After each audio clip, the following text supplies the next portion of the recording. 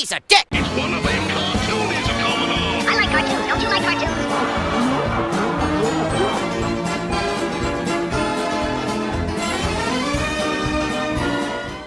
When the hell did this all get rearranged? Oh! Hiya, folks! Dan the Toonkeeper here, and welcome to another episode of Toon Chest. So, for today's episode, we are going to be covering a Mighty Mouse cartoon called Mighty Mouse Meets Deadeye Dick, or just titled Meets Deadeye Dick for short. Ah, Mighty Mouse. Such a classic character that I absolutely grew up with.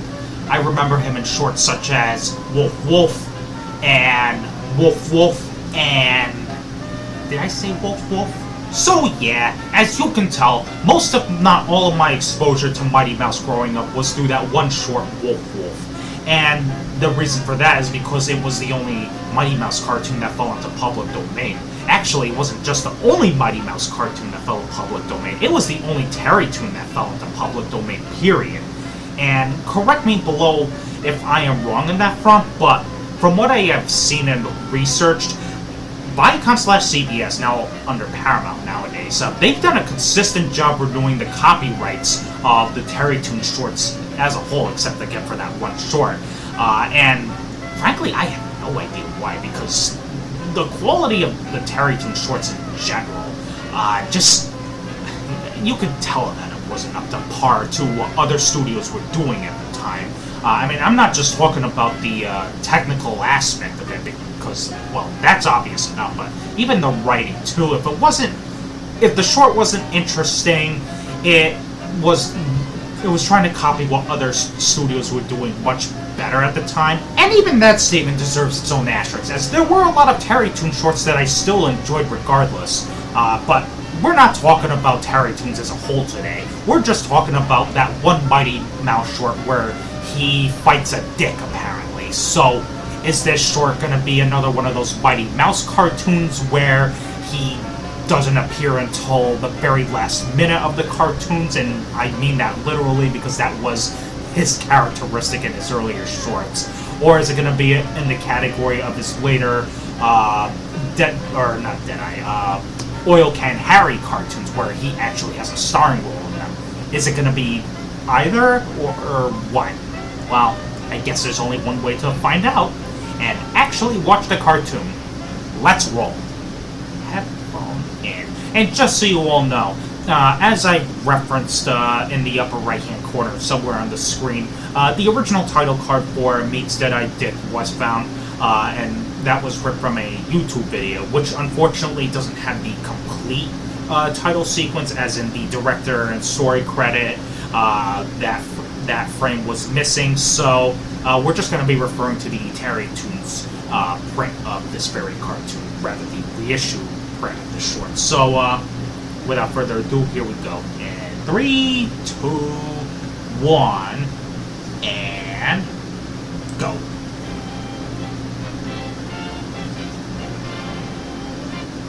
Mighty Mouse.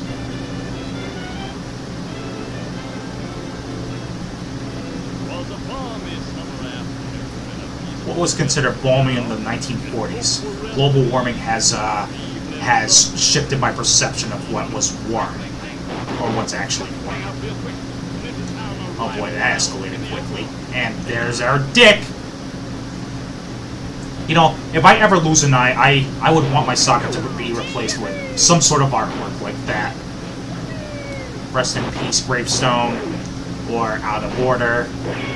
Any would do.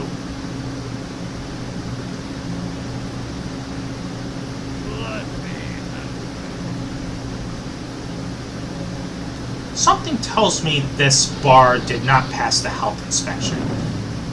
I mean, the fact that mice are running the bar is already a red flag, but those drinks, that's another level.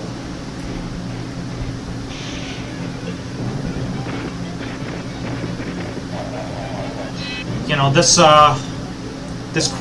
that bouncing around, or that animation with him bouncing around, just made me think. Yeah, and now him exploding. Did Jim Tire animate any of this short? Because I know this was around the time when Jim Tire came to Terrytoons. This was released in late May 1947, by the way. I'm not good at identifying animation, except for a few people like Jim Tyre in general. So correct me if I'm wrong below, but I think Jim Tyre might have had a very small part in this cartoon. Again, I could be wrong. Gee, I wonder who that is. Actually, it's obvious who he is, but what's more shocking is the fact that Mighty Mouse is appearing this early into the short. Because this was still in the this was near the tail end of the era of Mighty Mouse cartoons, where he wouldn't even appear in his cartoons until it was a minute away from being over. So the fact that he's here, that's the bigger shock.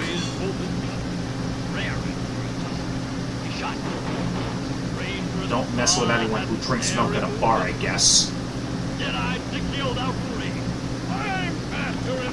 What a dick!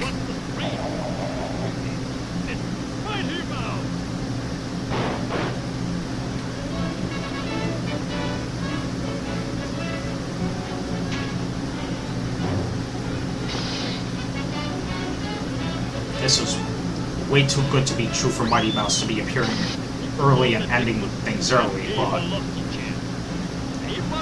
you're gonna be very shocked at what happens next. Yeah, it's not over. Wow. Gathered all his henchmen miles and miles around, and vowed that on the morrow he'd annihilate the town. They weren't miles and miles away, they were all in that cave. Those gaps are as wide as American public bathrooms. Redhead. Well, perfect figure. Cupid's arrow struck Dick's heart. His thoughts were filled with madness. Gentle maiden sauntered by and Kind of looks like a model, an early prototype of Pearl Pure Heart. alone midst all these hungry wolves, we find the helpless Wolves? Half of them are dogs. Where is Mighty Mouse? Please come to your now. I mean, it's a Mighty Mouse cartoon. It should be obvious that there's gonna be a reveal.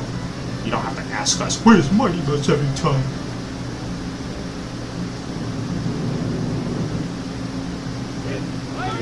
Gee, what a shocker. Well, I gotta say, he didn't look half bad as Pearl Pure Heart. Say, I wonder if those later Pearl Pure Heart cartoons was also Mighty Mouse. He's so super that he can play two roles in one cartoon.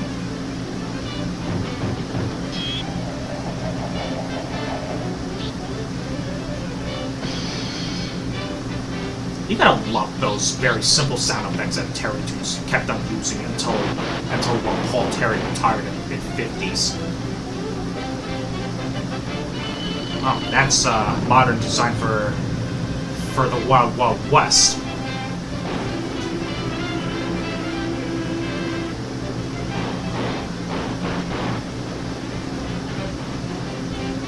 Well, you've seen it here, folks. It's not nuclear weapons we need to be worried about. It's Mighty Mouse, because he could turn anything into weapons. Dead bullets. That's weapon recycling in a nutshell. And yep, this is Viacom, because the reissue print did not want you to forget that the same company that owns SpongeBob owns Terry Toons as well. So, yeah, that was Meets Deadeye Dick. Yeah, definitely one of the better Mighty Mouse cartoons of the early era. And I would say this was released in May, like I said before, or if I mentioned before. This was released in late May 1947. May 31, I think, but I'll have the actual date posted in the description. Point being, I do like how Mighty Mouse actually stars in this cartoon rather than just appears as a cameo, like he did in most other cartoons of his up to this point. So, and it was just an entertaining short all around. So in the end, I give Beats That I Dick a B. So yeah, another B for the books, and another B for bedtime, because as you can probably see with my eyes, I am a little tired. So, see ya, folks!